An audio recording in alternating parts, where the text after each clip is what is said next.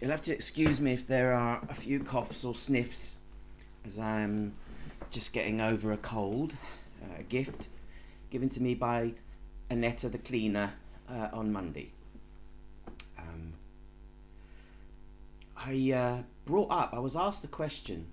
I got an opportunity to explain or to tell somebody who I hadn't said this to before and hadn't said it for a while, about being a carer, a full-time carer who can't get carer's allowance, who was denied it for what many people felt was unfair reasons, and reasons that were almost impossible to imagine.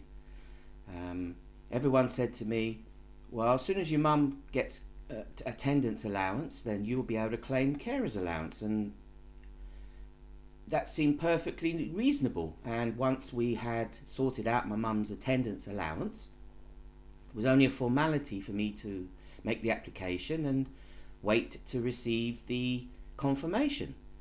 And then when I discovered that actually I wasn't allowed to be paid, supported as a carer, for some inexplicable reason, you had to have been in the country for 2 years before you do the caring, full-time caring thing. How the two are connected, how they came up with that, how I'm doing the job just like anybody else is doing the job, looking after somebody full-time as a carer, but somehow because they had been in the country up until the point they started doing it, even though we're both doing the same job, they were entitled to it and I wasn't. And no one had any idea this weird rule existed. But it also meant that, in a sense, I had to do this. I had to choose to do this. I had to be here, live with my mum, find a way to connect with her, look after her somehow, in some way that made sense to me, without there being a financial component to it, without feeling like actually I'm just doing this for the money. Because while it wasn't a fortune, it was, not enough to live on, but enough for me to be able to save some of it for sure. And it would just have been nice. I kind of assumed that that's what was going to happen. And when I discovered that actually I've got to do it for free, I'm not going to be supported. They're not willing to pay me. That they don't care if I do it or not. But if you are going to do it, you've got to do it for nothing. You've got to make the attendance allowance, which was to help support her, be what you actually live on. That you have no other income but that.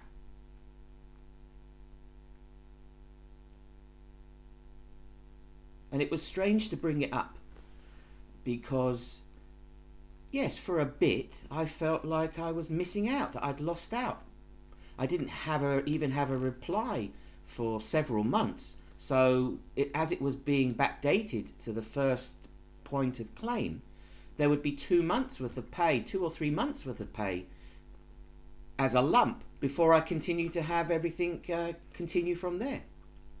So initially it was quite a shock to have to accept that, because there was nothing I could do. There was no appeal. That was just the law. But it seemed ironic. It seemed overly ironic that all of this should have happened. I think I've mentioned this before somewhere, that having come back here, having found a way back here, and seemingly to be supported immediately by the system without having to go through the hoops and hurdles that any other kind of support, especially universal credit, or before that job seekers allowance, or employment support allowance, or whatever it was, even disability credit something. I had to let go of that. I had to let go of it. I had to just accept it. And once I did, I began to realize that, in a sense, not having it meant that this had to be unconditionally given. And I'm not a carer.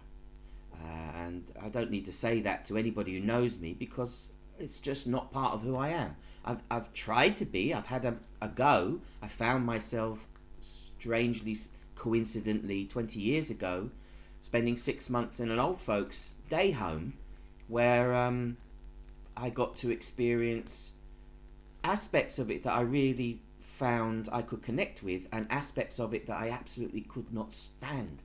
And unfortunately, you can't really have such powerful opposite duality going on there. I'm just not naturally caring. I tend to let things be as they are. I let people be as they are. Often my idea of what I think might be right in this moment for you is often not, because I see things differently, and especially with my mum, we see things so differently in many ways. She, for me, is very difficult to get on with, and I'm not the only one who thinks that, but I'm sure she would say that me, for her, is difficult for her to get on with. And so, on the whole, I have allowed her, let her, and made it possible for her to continue to be alone, in a sense, because she wanted to live alone. She wouldn't have changed that unless the situation for her was as it was. So that I could retire, in a sense, and just live in my own strange inner world and do what it is I do.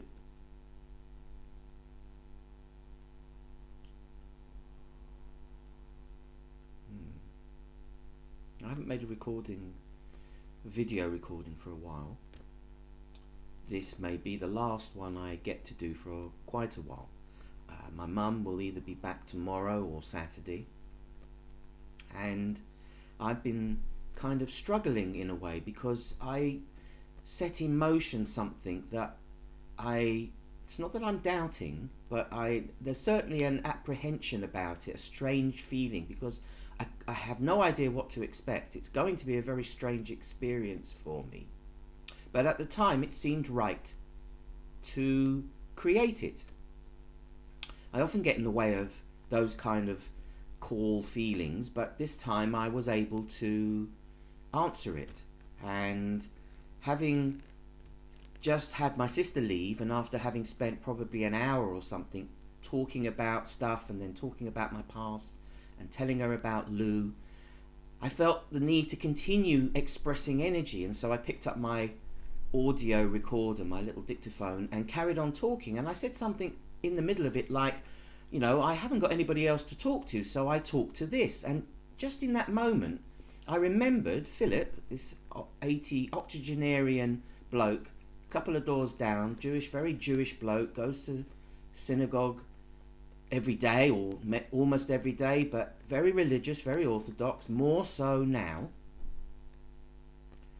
who I knew I could talk to. All I had to do was ring on his bell. He was always in, pretty much, and I had never done it. I had thought about it a couple of times, but had somehow talked myself out of it. So with very little fuss, I just went downstairs, walked to the end, dinged the bell, had to wait because he's on crutches, but the light suddenly came on and I knew I'm in. And I had the recorder still in my hand. So what followed from that point on for about 52 minutes was recorded.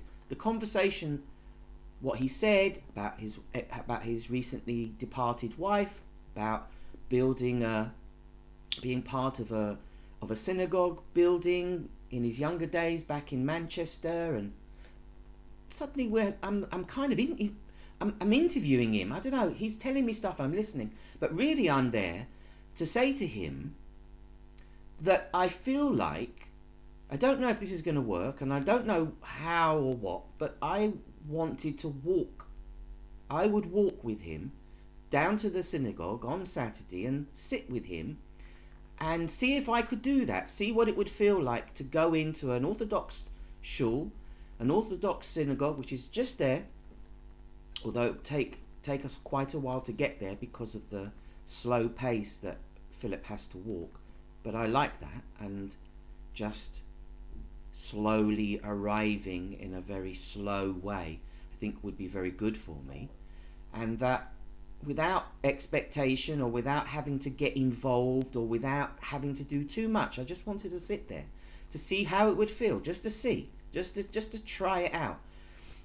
And he was very keen on the idea. In fact, he even mentioned this group called the Lubavitch, whose role it is to speak to Jews who have gone away from the faith. I mean, I sort of let go when I was 7, so it's almost 50 years, and I haven't been inside a synagogue since I was bar mitzvahed. And it's not that I suddenly feel like I want to believe and I'm going to be able to accept all the rules and suddenly be a good Jew, but I just wanted to see if there was anything there for me, if there was anything that I could connect with that would make sense to me. Even because I won't understand the Hebrew, and I'm not going to be speaking and faking mouth movements and trying to... I probably will stand and sit if there are standing and sitting moments. It's not like Christian stuff. And just to see what happens, see who I meet, see how it feels. If it doesn't work, if it feels awkward, I don't have to do it again. But yet somehow, I'm not doing it lightly. I've walked past it several times, and there have been thoughts and feelings about what would happen if I went in. And yet somehow anxiety overwhelms me in that I just don't feel like I can do it. It doesn't feel like that would be the right way to do it. And suddenly here's this man, this elder of the faith, who sits at the front of the synagogue, who's known by everybody and is a good and kind man, who I've had conversations with before, but only very loosely, but we have had a connection. There's something that went on over the summer that allowed me to feel that this man was had real integrity. He was a good man, and he was choosing to accept these things and follow these rules, and I understood the purpose of surrendering to it without questioning it. But as a lone Jew, as a solitary Jew, as a Jew without congregation or synagogue or rabbi, who just does it by himself, who can make up the rules as he goes along, who has felt connection with God, has felt contact from God, and I'm using the term God because that's what they would use, and I'm okay with the word God because I know what I mean by it. Whereas many people think of God as a kind of father figure, and in a sense you can think that way because it is a kind of comforting feeling to have, as a kid, your father, your parent was so, they were like your God. You could trust them and they supported you, and when you had a good upbringing, obviously I can't talk about those who didn't really have that experience, and I didn't really have a dad around me. He was hardly there, and he disappeared. He left our lives completely when I was an older teenager. But for the most part of my life, it was my mum. My mum was my parent. My mum was involved in everything. And yet it's been a very difficult struggle, challenge to actually not allow myself to be affected negatively by certain things, having my buttons pushed in a way that is very difficult to deal with. It's what Eckhart Tolle would call the pain body, having that come right up and having to deal with it, having to work with it, knowing that you can only work on this stuff if it's in front of you. So understanding that on one level I'm having an experience that allows me to get access to it, where otherwise I would avoid it and never have the opportunity to transform it. So suddenly I feel like I'm called to go back to the Jewishness. And the strange thing is that where I'm sitting right now, I'm equidistant from a very orthodox synagogue over here called the Stiebel, which is about 75 yards down the road, and a Reformed synagogue over here, which is about 75 yards up the road, which doesn't make me feel, it doesn't entice me in. It feels that's not the place for me.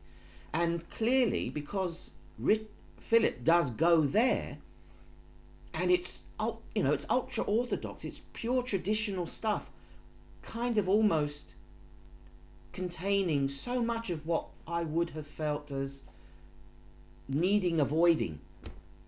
But to be able to go there in an accepting way, in an open way, and just see what happens, not judge them, not decide anything about what it is they feel they wish to do, because I don't know what they get from it. But they get community, they have connection, they have something that makes it feel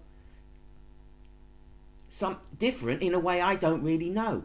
Because while I know that so-called good Jews often aren't as good when you're not looking at them or when they don't think they're being seen, I have come across people of faith with great integrity, and I don't know what kind of people I will find there. Now, Philip said to me, I said, would it be possible for me to just go and sit and not have to get involved and so on? He said, yes, you can, you put on a shirt and tie. And then I said, and what happens if I don't wear a shirt and tie? Well, that's all right. All you'd have to have, and he sort of reminded me about the skull cap, how important it was. And of course, I had no intention of attempting to walk in there without having my head covered. But it was interesting that this idea of how I ought to dress, what difference what I wear, as long as I'm going into the house of God with respect to connect and be a part of something religiously, spiritually, whatever, it doesn't matter what kind of material I'm wearing on my body. And yet, in their world, there is this stuff. Now, I don't care about judgment. I'm not concerned with what other people think. He was maybe helping me to be protected if I just turn up in a strange way. But honestly, today I was walking and I thought, well, if I actually turned up absolutely stark naked, I should still be accepted and welcomed in as a fellow Jew, as long as my head was covered, and be allowed to sit and be part of the service. Obviously, I might have to explain why I happen to have chosen nakedness this time, but while I have no intention of turning up naked, it should be okay. So whatever I choose to wear, I'll have a long coat on because I have a feeling it might be raining, but it's cold, and that sort of gives me a semi-respectable look as I walk in. Once I take it off, then I'll just be in my usual stuff, then we'll see what happens from there. But I just want to sit quietly. I'm not going to partake and participate in the way that they do, because I have no idea what it is they do. But I will feel, what does it feel like to be in this situation with these people, mostly men? He said that as it's ultra-Orthodox, the men and the women are separate, but there's only 5 or 6 women, he says, who come. So it's mostly a male experience. And certainly for the males who are curtained off from the women, they don't exist until afterwards when there's a Kaddish, like a bit of food or something, which he said was very nice. So at the very least, I might get a nice lunch out of it. It's not an important part, but and Jews, we like to eat, and this is quite wealthy. The people who go to the Stiebel are fairly wealthy, so it would be of a high quality, which for me, who's a bit of a street guy, who's likes just fish and chips, and I'll eat out of a paper bag and walking along, and I don't have the kind of fussiness certainly that my mum has. My mum's very fussy about what she will or won't eat, or what she will or won't do. It's very hard for people who have conditioned thinkings about things to go outside the box. But I basically live outside the box. I'm often not in the box for ages. So how will that work? How will that work for somebody who goes outside the box, who's not constrained by the rules and the laws and the ideas and the commandments and all of this stuff? I do what I do by choice, not by fear, and don't just accept something just because someone tells me this is what you have to believe. That's what caused me to reject Judaism at 7. And I was in an Orthodox Jewish primary school, which struggled to deal with somebody who was rejecting Judaism from the age of 7 till 10, just before I started my secular secondary education. And in actually choosing to reject Judaism, part of it was the hypocrisy that I was expected to follow certain rules and appear to be a certain way while out and in school, but at home my parents didn't do that, and I didn't have to do that, and we did things that wasn't acceptable for Orthodox Judaism. So it created such a hypocrisy possibility, such a duality in me, that I had to make a choice, and I couldn't choose what I didn't understand just on faith, because I didn't trust them. My parents weren't doing it, so why should I?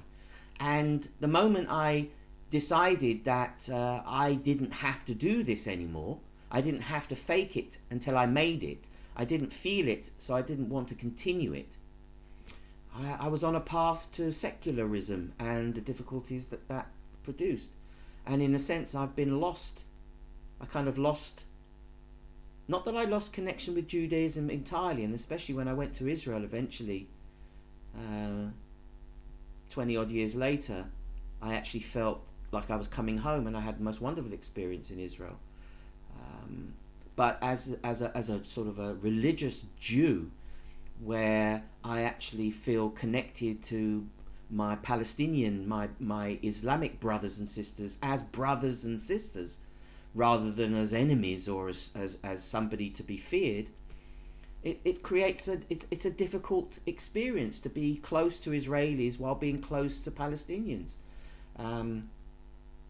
Racism of any kind is out for me. So I noticed these racist aspects that sort of had filtered into our families speaking, which probably, in the 70s and so on, maybe wasn't seen quite that way, wouldn't be used today. But it turned me off. It just turned me off, especially as Jews being persecuted and so decimated over the Second World War and the Holocaust, should have in any way racism as any part of their being, in any way looking down on another people. If they do, it serves them right that they should have gone through such a powerful experience, because clearly it didn't teach anything. I know many people, and I can't imagine what they went through really, testimonies I've heard, but still, many people lost their faith. Why could God, if there was a God, how could God let this happen? Well, tests aren't easy, and only the very best are tested the hardest.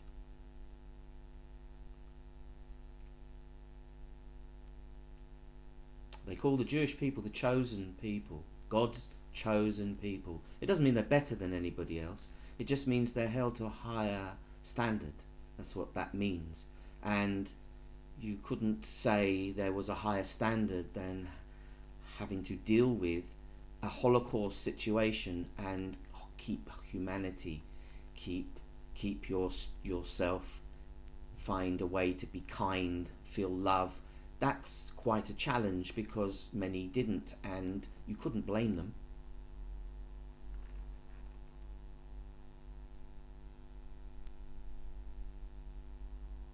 So, this person talking to you now could be a person who talks amongst other Jews.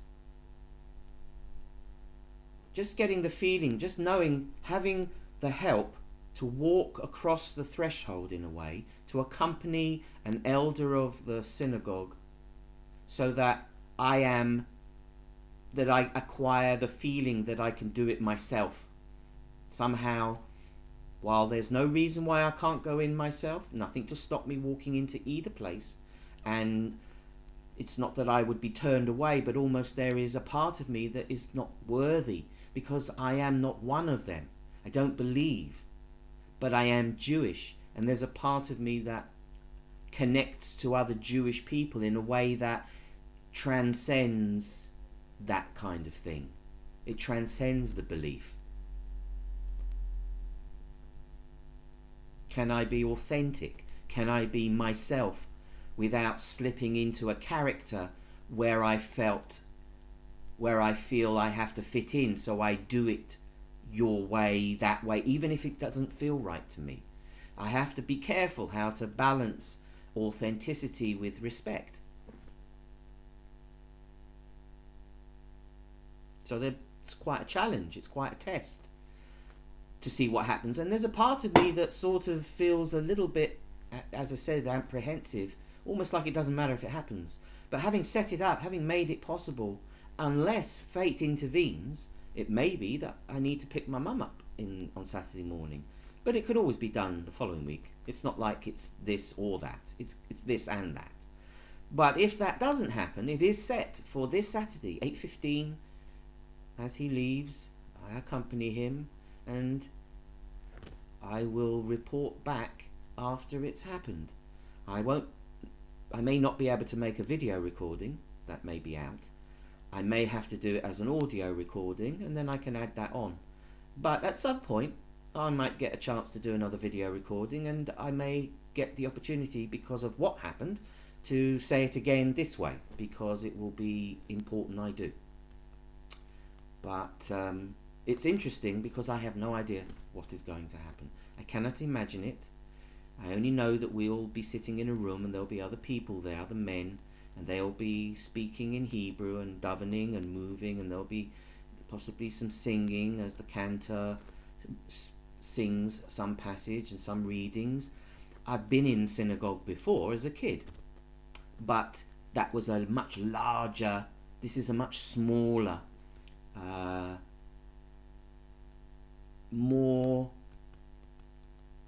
this is much smaller, and so many, and can't imagine how the difference that a different synagogue would make. Don't know how it will be, but having